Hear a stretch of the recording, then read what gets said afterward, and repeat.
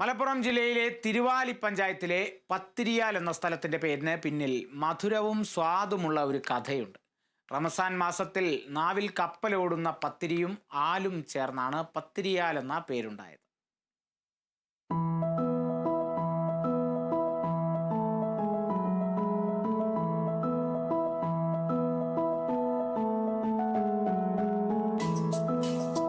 പണ്ട് മഞ്ചേരിയിൽ നിന്ന് എടക്കരയിലെ ചന്തയിലേക്ക് കാളകളെ കൊണ്ടുപോയിരുന്നത് പത്തിരിയാൽ, തിരുവാലി, കോട്ടോല വഴിയായിരുന്നു. കാളികാവ്, കരുവാരക്കുണ്ട് തുടങ്ങിയ ഉൾപ്രദേശങ്ങളിലെ കച്ചവടക്കാർക്കും കാളകളെത്തിയിരുന്നത് ഇതുവഴി തന്നെയായിരുന്നു. നൂറുകണക്കിന് കാളകളെ നടത്തിയാണ് കൊണ്ടുപോയിരുന്നത്. കൂടെ കാൽനടയായി തെളിക്കുന്നവരുമുണ്ടാകും.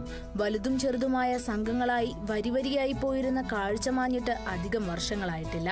റമസാൻ വ്രതാരംഭത്തിന് 3 മാസം മുൻപ് തന്നെ കാളകളുടെ എണ്ണവും കാളക്കാരന്മാരുടെ എണ്ണവും കൂടും. അതോടെ വഴിയോര കച്ചവടങ്ങളും പൊടിപൊടിക്കും.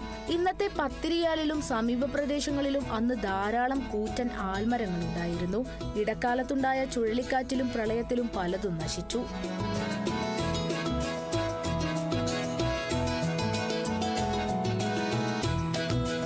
പത്തിരിയാലിൽ മാത്രം 30-ലേറെ ആൽമരങ്ങൾ ഉണ്ടായിരുന്നതായാണ് പറയുന്നത്.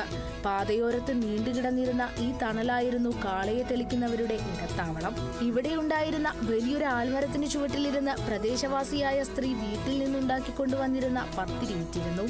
ഏകദേശം 100 വർഷങ്ങൾക്ക് മുമ്പ് ഈ റോഡിൻ്റെ ഇരു സൈഡുകളിലും നിറയെ ആൽമരങ്ങൾ ഉണ്ടായിരുന്നു. പത്തിരി ചുട്ടുകൊണ്ടൊരു ഉമ്മ ഒരു ആൽമരത്തിൻ്റെ തണലിലിരുന്ന് സേവനത്തിൻ്റെ മാർഗം, അതായത് ആ ഉമ്മ ഒരിക്കലും പണം പ്രതീക്ഷിച്ചിട്ടല്ലായിരുന്നു ആ പത്തിരി കൊടുത്തിരുന്നത്.